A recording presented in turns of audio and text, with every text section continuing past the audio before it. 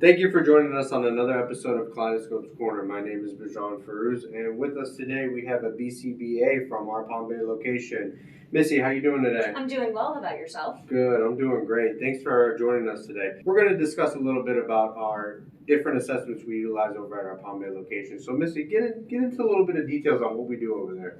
I will. So one of the main assessments that we use is called the VBMap assessment, and that goes over the different domains of verbal behavior, and it kind of rates the behaviors across 3 levels, which they split up by age. And so it's assumed by the time a kiddo masters all components of the assessment that they would have the verbal behavior skill set of a typically developing 4-year-old.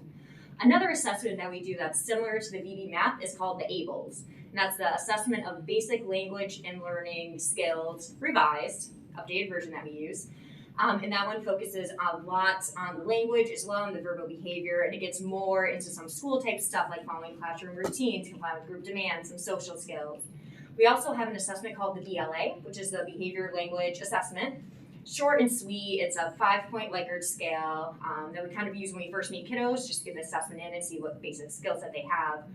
And we also use the PEAK assessment, which can use for any age across so many different skill sets. There's a direct one, there's a translations one, and a generalization one.